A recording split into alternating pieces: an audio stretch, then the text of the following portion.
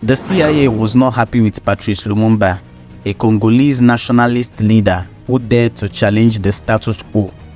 Emerging as a symbol of African independence and self-determination in the late 1950s, Lumumba quickly became a thorn in the side of Western powers, particularly the United States.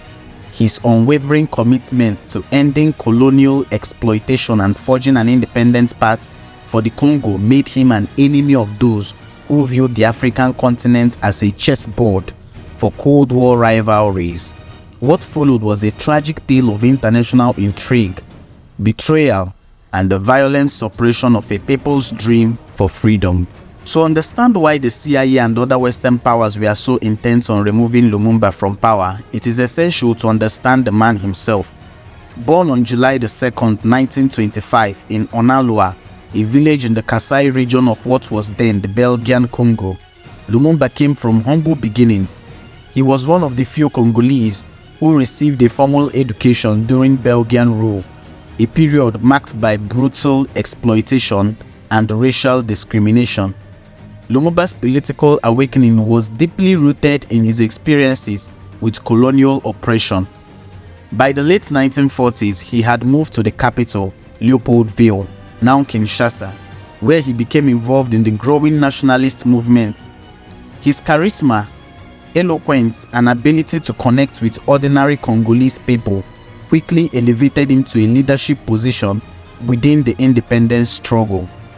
In 1958, Lumumba founded the Congolese National Movement, a political party that advocated for immediate independence from Belgian colonial rule. Unlike other Congolese leaders who were willing to negotiate a gradual transition to self-governance, Lumumba demanded full and immediate independence. His fiery rhetoric and uncompromising stance resonated with the masses who were eager to break free from decades of oppression. By 1960, as the colonization swept across Africa, the pressure on Belgium to relinquish control of the Congo became insurmountable. On June 30, 1960, the Congo gained its independence, and Lumumba was appointed the country's first prime minister. His vision for the Congo was clear: a united, independent, and prosperous nation free from foreign domination. However, his rise to power also marked the beginning of his downfall. For the United States and its allies, Lumumba's vision was a direct threat to their interests. The Congo, with its vast reserves of minerals such as uranium, copper, and cobalt, was a strategic asset during the Cold War. The United States in particular was concerned about losing access to the uranium that had fueled its atomic bombs during World War II.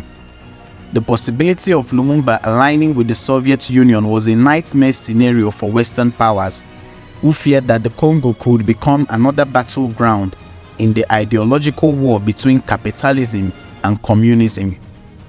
Lumumba's commitment to non-alignment, refusing to side with either the Western or Eastern blocs, was seen as dangerously unpredictable. His refusal to play by the rules of Cold War politics put him on a collision course with the United States, which had a vested interest in maintaining control over Congo's resources. Moreover, Lumumba's anti-colonial rhetoric and his criticism of Western exploitation resonated with other African nations, potentially inspiring a wave of anti-Western sentiment across the continent. The final straw came when Lumumba sought military assistance from the Soviet Union to quell a secessionist movement in the mineral-rich province of Katanga, led by the Belgian-backed Moise Tshombe.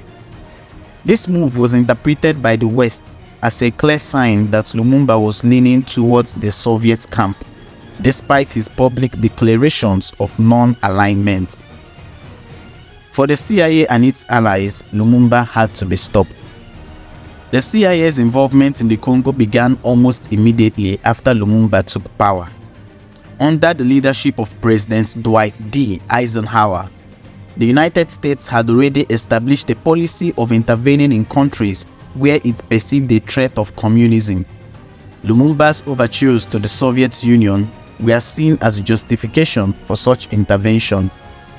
In August 1960, just 2 months after Congo's independence, CIA Director Allen Dulles sent a telegram to the CIA station in Leopoldville, describing Lumumba as a, quote, communist stooge, and declaring that his removal was an, quote, urgent and prime objective, end quote.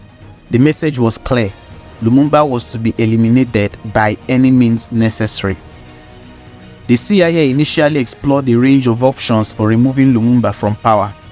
These included political sabotage, supporting his rivals, and even assassination. The agency's station chief in Leopoldville, Lawrence Devlin, played a central role in these efforts, working closely with local actors to destabilize Lumumba's government. One of the infamous plots hatched by the CIA involved the use of poison. The agency enlisted the help of Dr. Sidney Gottlieb, a chemist known for his work in the CIA's mind control experiments, to develop a lethal substance that could be administered to Lumumba in secret. The poison was delivered to the CIA station in Leopoldville, where Devlin was tasked with finding a way to use it.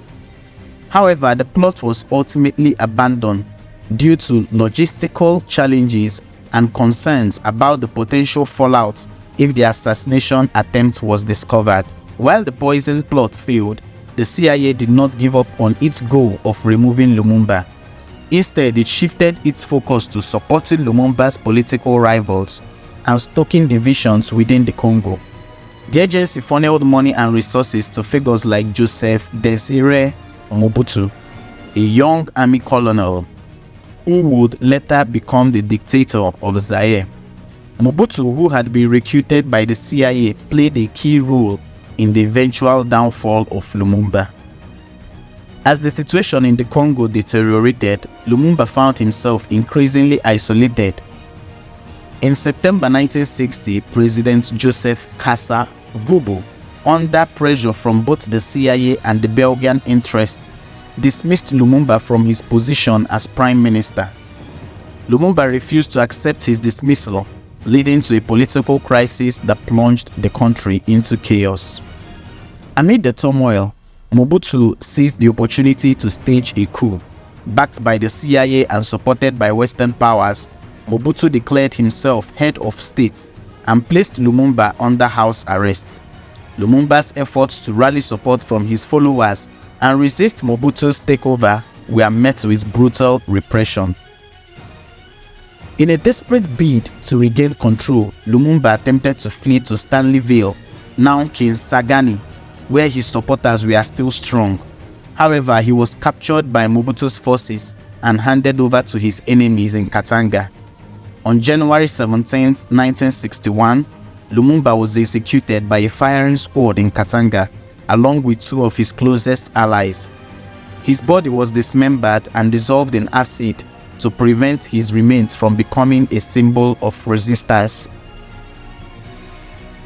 The assassination of Patrice Lumumba sent shockwaves around the world.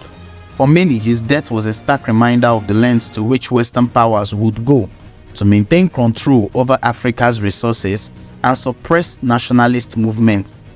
Lumumba's martyrdom became a rallying cry for liberation movements across the continent, cementing his legacy as a symbol of African resistance against colonialism and imperialism.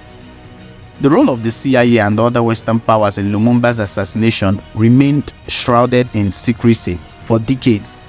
It was not until the 1970s, when former CIA officers and historians began to speak out, that the full extent of the agency's involvement came to light.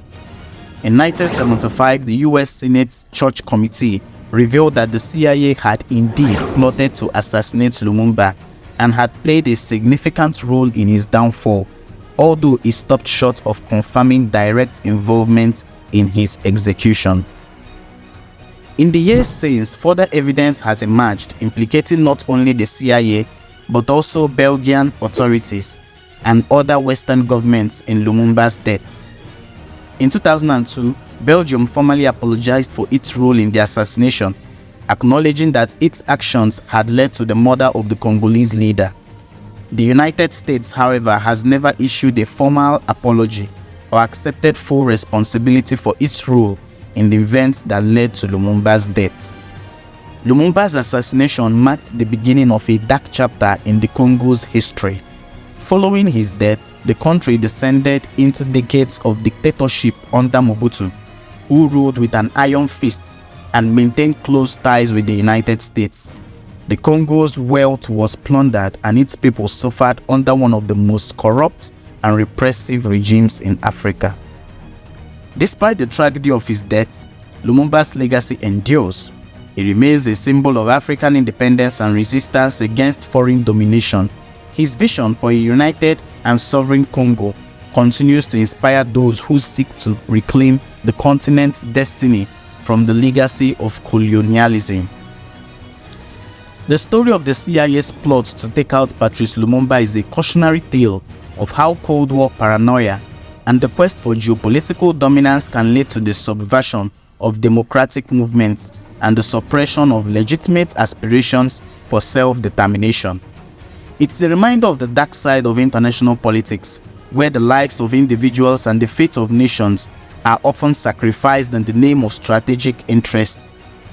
Lumumba's assassination was not just the elimination of a political leader, it was an attack on the hopes and dreams of an entire people. His death highlights the challenges faced by post-colonial nations in their struggle for true independence and the dangers posed by external interference in their internal affairs. Today, as we reflect on Lumumba's life and legacy, we are reminded of the importance of standing up against injustice, whether it comes from within or outside our borders. Patrice Lumumba's dream of a free and united Congo may have been cut short, but the ideals he fought for continue to resonate with those who believe in the right of all people to determine their own destiny. The lessons of his life and tragedy of his death remain as relevant today as they were over 6 decades ago.